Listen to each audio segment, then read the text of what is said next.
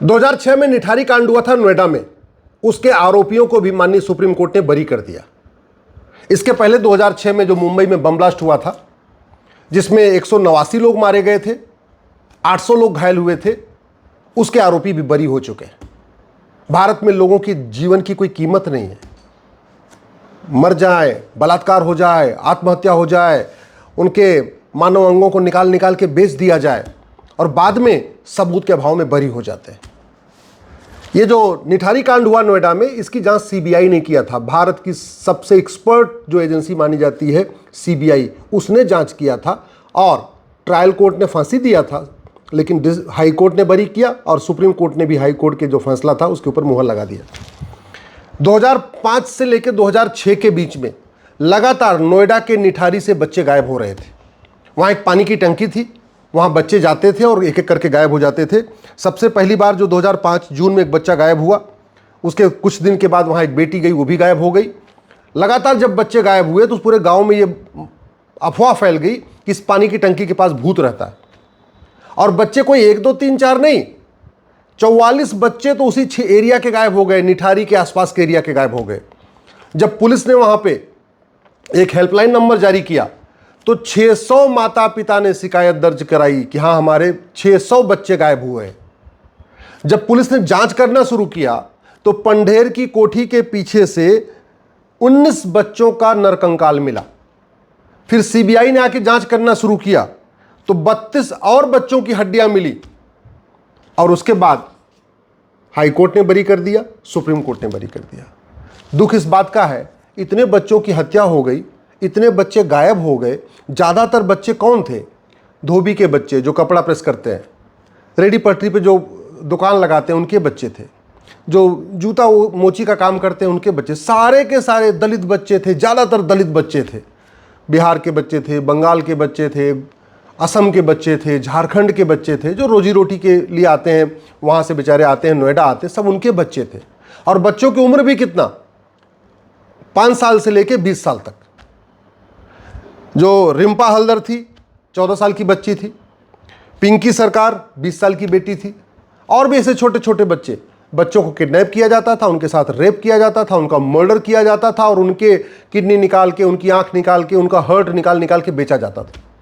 ये सारा कुछ हुआ नोएडा में 2006 में, और अब 2025 में वो बरी हो गए।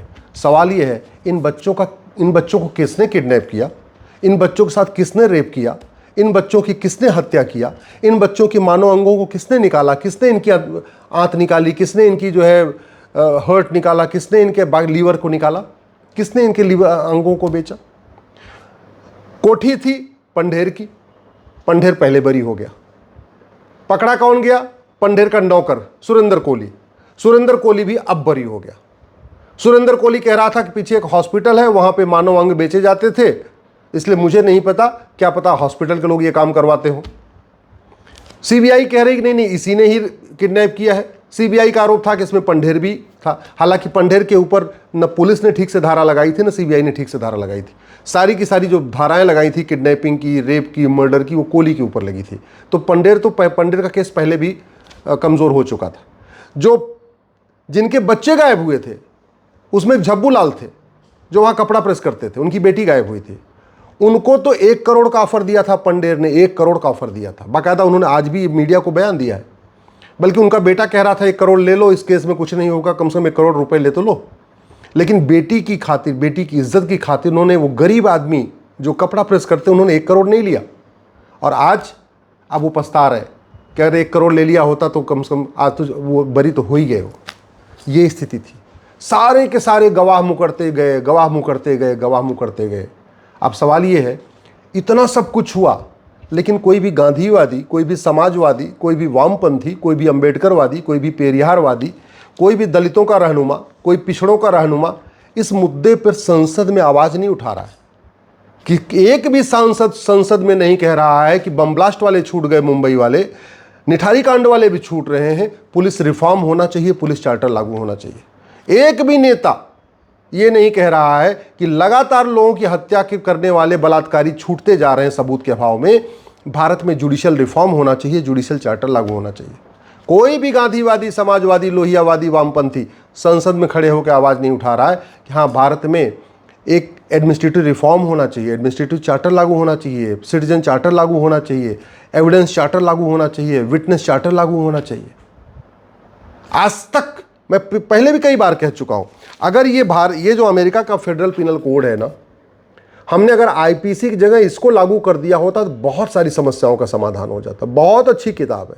दुर्भाग्यवश हमारे यहाँ जो ये कानून का ड्राफ्ट बनाने वाले नौकरशाह हैं, ये देश के साथ ऐसी गद्दारी करते हैं कि जब कोई भी कानून का ड्राफ्ट बनाना होगा तो ये नहीं देखेंगे कि सिंगापुर में क्या चल रहा है, अमेरिका में क्या चल रहा है, जापान में क्या चल रहा है, चीन में क्या चल रहा है, नहीं देखेंगे, यहीं बैठे बैठे ड्राफ्ट बना देंगे। और चूंकि मंत्रियों को ज़्यादा कानून का ज्ञान नहीं होता तो जो नौकरशाह बना के देते हैं, मंत्री उसको पार्लियामेंट में पेश कर उसको पास करा देते हैं। अगर हमने फेडरल पिनल कोड लागू किया होता तो बहुत सारी समस्याओं का समाधान हो जाता। 75 साल हो गए आज़ादी के, आज तक हमने स्टैंडर्ड क्वेश्चनायर ही नहीं बनाया। अरे भैया, हत्या अगर किसी की हुई, चाहे वो कश्मीर में हुई, चाहे केरल में हुई, चाहे वो कच्छ में हुई, चाहे कामरूप में हुई, हत्या तो हत्या है। तो हत्या पे जो पुलिस को सवाल पूछना है, वो सवाल तो कम से कम 100 सवाल, 150 सवाल, 200 सवाल, उसका एक स्टैंडर्ड ड्राफ्ट बनाया जा सकता है कि पूरे देश में कहीं पे भी हत्या हो, ये 100 सवाल तो पुलिस को पूछना ही पूछना है। कहीं पे भी बलात्कार हो, वो बलात्कार के लिए एक स्टैंडर्ड फॉर्मेट हम बना सकते हैं। भैया बलात्कार होगा तो आपको ये 100 सवाल या 150 सवाल पूछना है। किडनैपिंग होगी तो ये 50 सवाल, 100 सवाल पूछना। किसी भी तरीके का क्राइम हो, हर तरीके के क्राइम को कैटेगराइज करके उसके ऊपर स्टैंडर्ड सवाल हम पूछ सकते हैं। जो बाद में क्रॉस एग्जामिनेशन होता है कोर्ट में, जो जिरा होती है, जो वकील वहां पे सवाल पूछते हैं, वो सवाल पुलिस ही अगर शुरुआत में पूछ ले तो बहुत हद तक काम आसान हो जाएगा। दूसरा, हम झूठ को गंभीर अपराध घोषित क्यों नहीं कर रहे? अगर किसी अपराधी को पकड़े और पुलिस पहले ही बता दे, एफआईआर के साथ ही जब पूछताछ करती है बता दे कि देखो भैया सच बताना, झूठ बोलने पे 10 से 20 साल की सजा होगी, ऐसा अगर कानून बन जाए तो जो अपराधी होगा वो झूठ बोलने से पहले 10 बार सोचेगा। और पुलिस ये भी बता दे कि झूठ मत बोलो, क्योंकि अभी तुम अगर जो सवाल हम पूछ रहे हैं, यही सवाल हम तुमसे, जो 100 सवाल अभी हम मौखिक पूछ रहे हैं, यही 100 सवाल हम लाई डिटेक्टर में भी पूछेंगे, यही 100 सवाल हम नार्को में भी पूछेंगे, यही 100 सवाल हम ब्रेन मैपिंग करके भी पूछेंगे। तो जो आरोपी है ना, वो समझ में आ जाएगा कि अभी तो हमसे मौखिक सवाल पूछा जा रहा है, बाद में हमारा पॉलीग्राफ टेस्ट भी होगा, बाद में हमारा ब्रेन मैपिंग भी होगा, बाद में हमारा लाई डिटेक्टर भी होगा, बाद में हमारा नार्को टेस्ट भी होगा, और अगर इसमें कहीं मिसमैच हुआ तो 10 से 20 साल की सजा होगी। तो जानते हैं पूरा का पूरा चांस है कि जो आरोपी होगा उस सजा से बचने के लिए सच बोल देगा।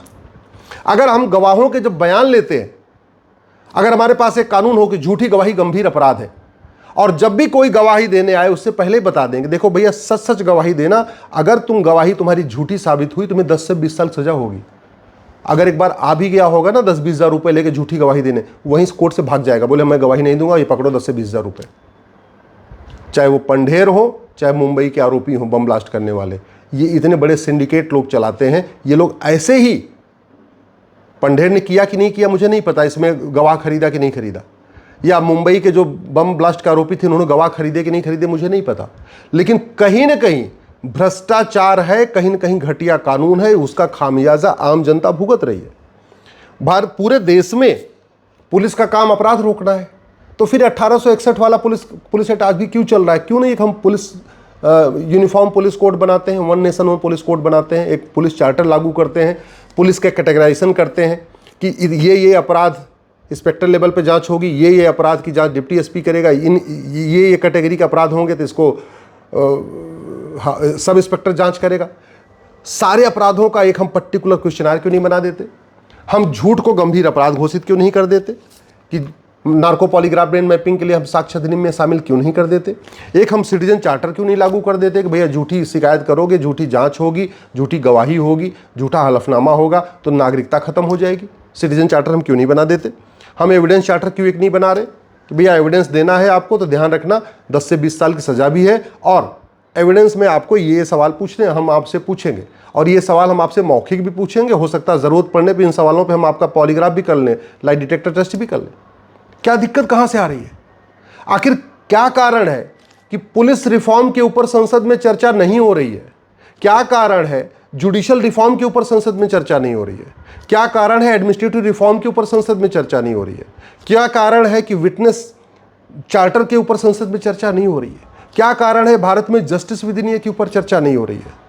लगातार अपराध बढ़ रहे हैं, अपराधी छूट रहे हैं, पुलिस अपराधियों की जांच कर करके परेशान है, गवाह गवाही दे दे के परेशान है, जिसके साथ अपराध हुआ, जिसका लूट हुआ, जिसका बेटा मारा गया, जिसकी बेटी मारी गई, वो तो परेशान है ही। इस सिस्टम को बदलने के ऊपर संसद में चर्चा क्यों नहीं हो रही है? तू मैं आरोप प्रत्यारोप नूरा कुश्ती करके, बतौलेबाजी करके, तू चोर मैं सिपाही करके देश का क्या भला हो रहा है? कम से कम ढंग के विषयों पर संसद में चर्चा हो जाए। मैं आशा करता हूँ आप लोग अपने अपने सांसद से मिलेंगे, अपने विधायक से मिलेंगे और उनसे जस्टिस विधिनियम लागू करने की मांग करेंगे।